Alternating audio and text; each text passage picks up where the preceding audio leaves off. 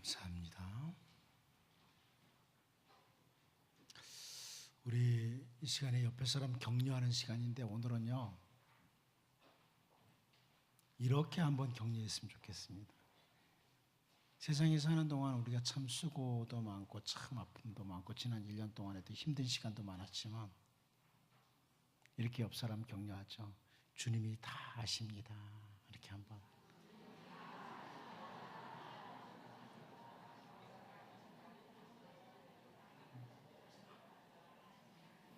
제가 곰곰이 생각하다 이보다 좋은 격려가 없을 것 같아요. 주님이 다 아십니다. 수고하고 힘들고 고통스러웠던 것들 주님이 다 아십니다. 다윗이 시편 139편 2절 3절을 통해서 고백하는 내용이 있습니다. 주께서 내가 앉고 일어섬을 아시고 멀리서도 나의 생각을 밝히 아시오니며 나의 모든 길과 내가 눕는 것을 살펴보셨으므로 나의 모든 행위를 익히 아시오니. 하나님께서 우리의 모든 것을 다 알고 계신다. 하나님이 다 알고 계신다. 이런 고백이죠. 앉고 일어서는 것까지 다 알고 계시니까 다윗은 우리의 모든 것을 다 아시는 분, 그분이 바로 우리 주님이시다. 다윗도 인생을 살아오면서 참 힘들고 어려운 시간이 많았어요. 그런데 그 모든 것을 아시는 주님, 나의 모든 것을 아시는 주님이다. 이런 고백을 하죠. 그리고 같은 시편 139편 7절 8절을 보면요, 내가 주의 영을 떠나 어디로 가며 주의 앞에서 어디로 피하리까? 내가 하늘에 올라갈지라도 거기 계시며 수월에 내 자리를 펼지라도 거기 계시니이다. 이렇게 표현을 합니다. 무소부지하신 하나님, 우리가 거하는 모든 곳에 계시는 하나님, 우리가 그 하나님의 눈을 피할 수 없다. 이런 의미고, 동시에 이 표현은요 다른 표현으로 어디서나 우리를 보살피시는 하나님, 이것을 보여주는 거죠. 어디서나 우리를 보살피시는 하나님의 은혜, 이것을 보여주는 표현이 이 시편 139편입니다. 그런데 우리는 오늘 본문에서도요 계속해서 우상숭배, 죄를 계속 더하는, 죄를 더하는 이스라엘 백성들, 그들을 향해서 선지자 아모스가 심판을 경고하면서 선포되는 심판의 메시지 가운데 다윗의 고백과 비슷한 이런 하나님, 하지만 전혀 반대로 심판하시는 하나님, 이 다윗의 고백은 은혜를 베푸시는 하나님으로서 무소부지하시고 우리의 모든 것을 아신다면, 전혀 반대로 심판하시는 하나님으로 우리의 모든 것을 아시고 무소부지하신 하나님, 이걸 보게 되죠. 오늘 본문 말씀을 살피면서 모든 것을 아시고 우리가 거주하는 모든 곳에 계시는 그 하나님을 다시 한번 확인하면서 심판이 아니라 보호하시고 돌보시는 그 은혜의 하나님, 그 은혜의 하나님을 우리도 다윗처럼 고백할 수 있는 이런 은혜가 있기를 원합니다. 첫 번째로 우리는 오늘 본문에서 피할 수 없는 하나님의 심판에 대한 설명이 나옵니다. 피할 수 없는 하나님의 심판이라. 우리 본문 2절을 먼저 한번 읽어보도록 하겠습니다. 읽어봅니다. 시작. 그들이 파고 수월로 들어갈지라도 내 손이 거기에서 붙잡아 낼 것이요 하늘로 올라갈지라도 내가 거기에서 붙잡아 내릴 것이며. 여러분, 이 성경에 보면 스올이라는 단어가 나오죠. 스올. 이 스올이라는 곳은 히브리 사람들의 개념 속에 흑암이 주장하는 곳, 스올 그러면 어두움, 흑암이 주장하는 그런 곳이고, 적막함과 침묵만이 있는 곳, 이런 의미를 가지고 스올이라는 단어를 사용합니다. 스올에 가면 막 이 흑암이 주장하는 곳이다, 적막함과 침묵만이 있는 곳이다. 그리고 또 한편으로 이 스올은 이즘의 땅이라고 묘사되기도 합니다. 성경을 쭉 보면 이 스올이라는 곳은 그런 곳이에요. 그렇게 적막한 곳, 침묵의 땅, 흑암의 땅, 이즘의 땅, 잊어버린, 사람들의 기억 속에 잊어버린 땅이다, 이렇게 표현하죠. 근데 하나님의 심판의 때에 스올까지 파고 도망을 쳤다. 거기서도 하나님이 붙잡아내시겠다. 이렇게 말씀합니다. 스올까지 파고 들어가서 숨었다고 할지라도, 사람들에게 잊어버린 땅, 그 적막한 땅 거기로 가서 숨었다고 할지라도 거기서라도 붙잡아낸다. 3절 말씀도 한번 볼까요? 3절 말씀. 갈멜산 꼭대기에 숨을지라도 내가 거기에서 찾아낼 것이요, 내 눈을 피하여 바다 밑에 숨을지라도 내가 거기에서 뱀을 명령하여 물게 할 것이요. 이렇게 표현합니다. 그러니까 스올과 하늘이 대립이 되죠. 스올과 하늘이 대립이 돼요. 이것처럼 여기 3절에서는 갈멜산 꼭대기와 지중해를 가리키는 바다 밑이 대립을 이루고 있어요. 스올은 땅속 깊이 파고 들어가는 곳이라면 하늘이 있잖아요. 그러니까 스올에 갈지라도 거기서 붙잡아낸다. 하늘에 갈지라도 거기서 끄집어내린다.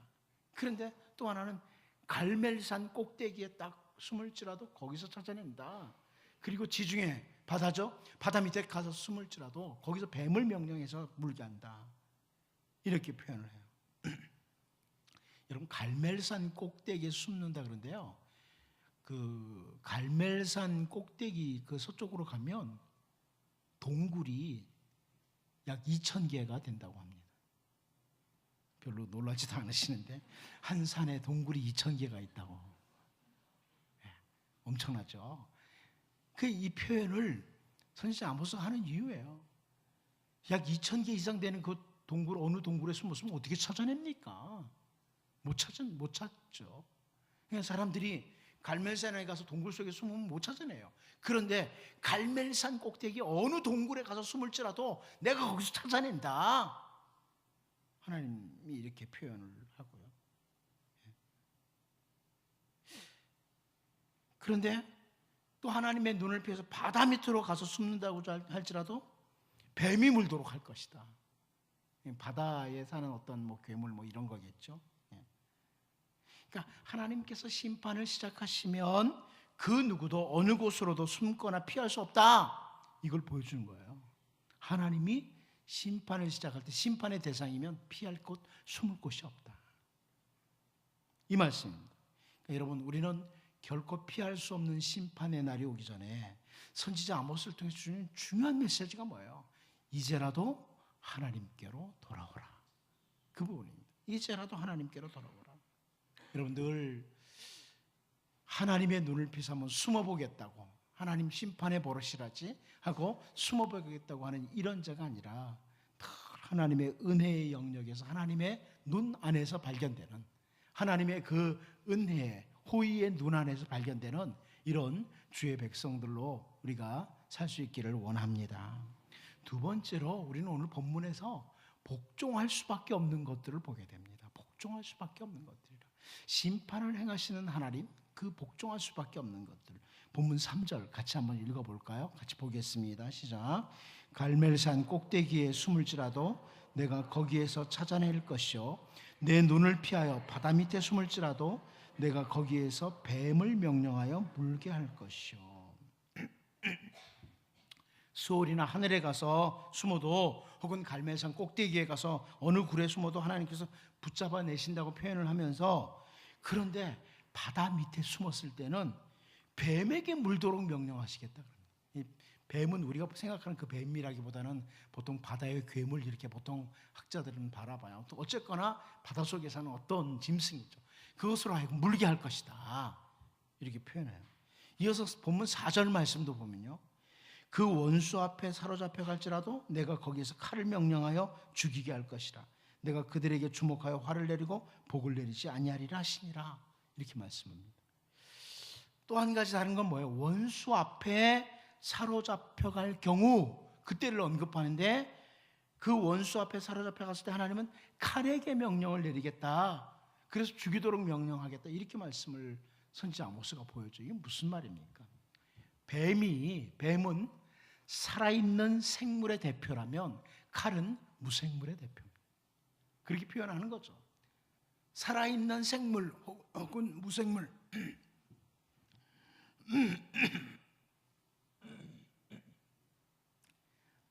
죄송합니다.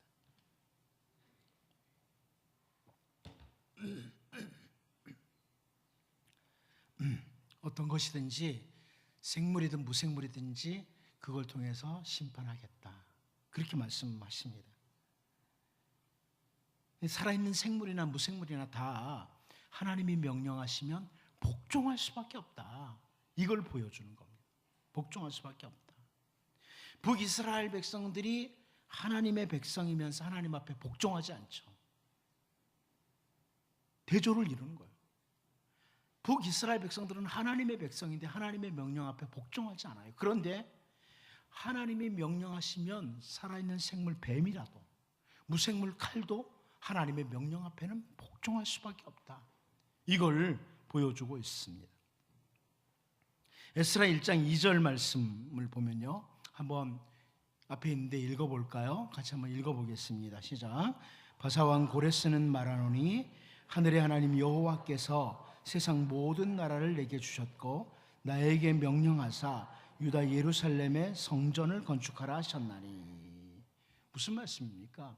페르시아의 고레스도, 페르시아 왕국의 고레스도 하나님이 명령하시니까 순종할 수밖에 없었다. 이방 나라 왕도 하나님의 명령 앞에는 복종할 수밖에 없다. 이것을 보여주는 겁니다. 오늘 본문을 통해서 하나님의 명령 앞에는 생물이든 무생물이든 복종할 수밖에 없다. 그런데 어떻게 택한 백성, 이스라엘 백성들이 하나님의 명령에 복종하지 않느냐?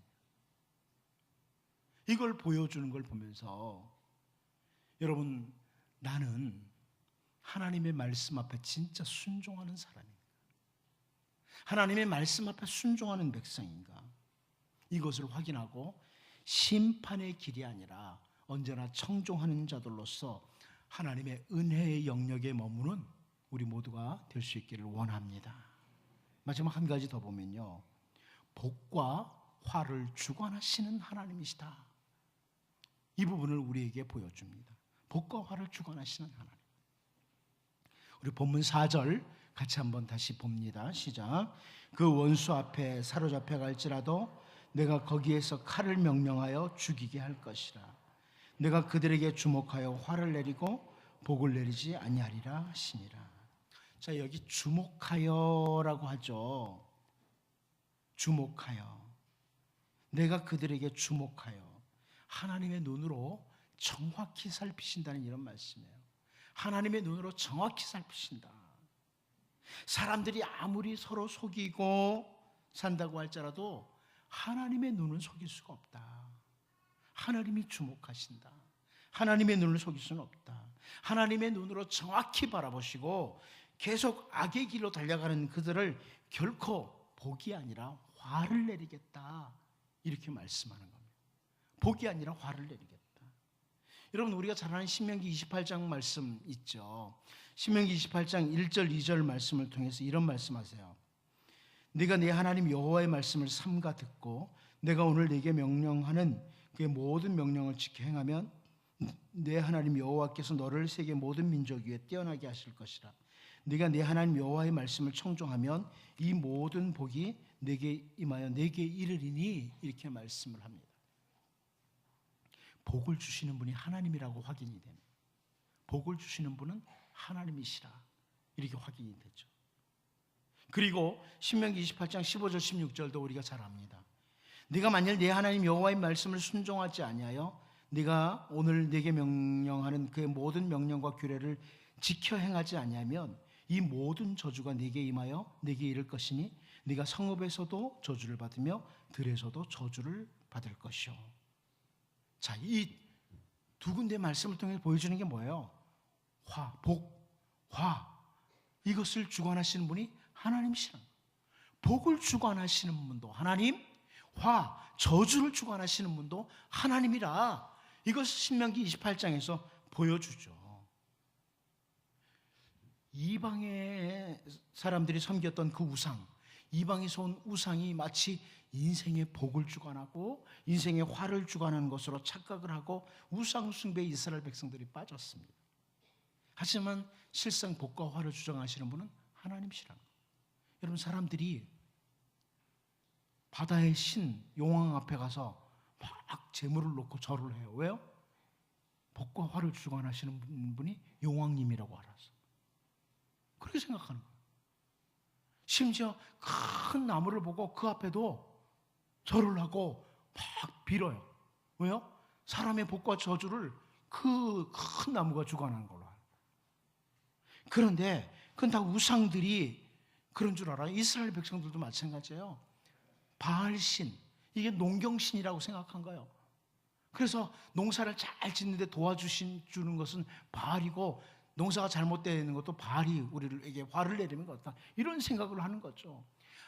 우상이, 하나님의 시각으로 보면 우상들이 마치 복과 화를 주장하는 것처럼 착각을 하고 이스라엘 백성들이 속는 거예요. 그런데 여기 선지자 아모스를 통해서 복과 화를 주관하시는 것은 그런 것들이 아니고 우리 하나님이시다, 이것을 보여주는 거죠. 여러분, 선지자 스바냐를 통해 주신 말씀 가운데 스바냐 1장 12절 말씀을 보면 이런 말씀이 나옵니다. 그때 내가 예루살렘에서 찌꺼기같이 가라앉아서 마음속에 스스로 이르기를 여호와께서는 복도 내리지 아니하시며 화도 내리지 아니하시리라 하는 자를 등불로 두루 찾아 벌하리니. 그런 사람들이 있다는 거죠. 마치 찌꺼기같이 가라앉아가지고 하는 말이, 이 찌꺼기 같은 인생들이 하는 말이, 하나님 무슨 복을 주관해? 하나님 무슨 화를 내려?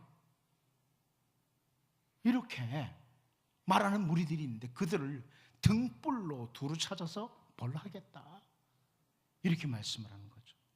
마음속으로 하는 말이죠. 여호와 하나님은 복을 내리시는 분도 아니고 화를 내리시는 분도 아니다, 이런 사람들, 그들을 반드시 찾아내서 벌하시겠다, 이런 말씀입니다. 여러분, 마치 복이나 화가 어떤 우상이나 어떤 사람이나 다른 것에서 온다고 이렇게 여기고 복과 화를 주관하시는 하나님을 부인하는 자들에 대해서 벌을 내리신다, 이 말씀을 기억해야 돼요. 여러분, 오늘도 마찬가지입니다. 우리의 복을 주관하시는 분 하나님이십니다. 여러분, 짧은 한 인생 살면서 복되게 살고 싶잖아요. 맞죠? 나는 한평생 저주받아 살았으면 좋겠어. 그런 사람이 어디 있어요? 하나님의 복을 누리며 살고 싶잖아요. 그런데 그 모든 복을 주관하는 것은 그 누구도 아니라는 거예요. 어떤 사람도 아니라, 그 어떤 것도 아니다. 우리의 복은 하나님께 있습니다. 우리가 결코 놓쳐서는 안 될 부분이 이 부분이에요. 인생을 사는 동안의 모든 복도, 모든 화도 주님이 허락하시지 않으면 임하지 않는다. 예를 들어서 여러분, 세상에 있는 모든 사람들이 다 나를 향해서 저주를 해도 하나님이 허락하지 않으면 나는 저주를 받지 않습니다. 세상 사람들이 당신은 복 받을 거라고 아무리 해도 하나님이 복을 주시지 않으면 우리에겐 복이 없습니다. 복과 화를 주관하시는 분은 우리 하나님이시다. 선지자 아모스가 안타까워서 이 표현하는 거죠. 안타까워서. 도대체 하나님이 복과 화를 주관하는데 엉뚱한 곳에 가서 빌고 있다는 겁니다. 엉뚱한 것을 가서 붙잡고 막 씨름을 한다는 거예요. 너무나 많은 인생들이 그렇습니다. 너무나 많은 인생들이 하나님이 아닌 다른 데서부터 뭔가 꿀이라도 떨어질 줄 알고 달려가요. 네, 여러분, 복은 하나님께 있습니다. 시편 73편 28절 말씀, 참 유명한 말씀이죠. 하나님께 가까이 함이 내게 복이라. 내가 주 여호와를 나의 피난처로 삼아 주의 모든 행적을 전파하리이다. 하나님께 가까이 함이 내게 복이라. 여러분, 우리의 복이 하나님께 있다. 여러분의 상태를 점검하셔야 되죠. 지금 하나님과 어느 정도 거리에 계십니까? 하나님과 어느 정도 거리에 계십니까? 이번 연말에 한번 하나님과 나와의 거리를 한번 측정해 보십시오. 날마다 눈을 뜨면 하나님 보이십니까? 우리가 낮에 찬양했지만 잘 때나 깰 때 주님과 함께 하십니까? 하나님께 복이 있습니다. 하나님께 가까이 함이.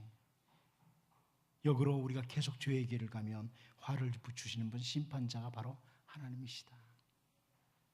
이제 2017년 연말에 하나님께 더 가까이 다가가는 우리 모두가 되주시기를 원합니다.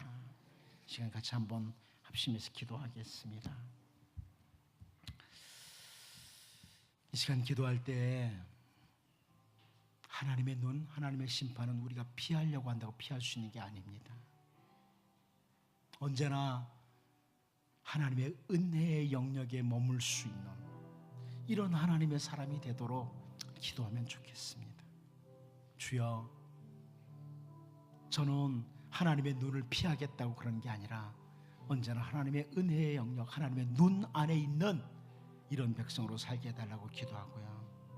하나님 명령 앞에는 모두가 다 그것이 생물이든 무생물이든 다 복종할 수밖에 없는데 이스라엘은 복종하지 않았습니다.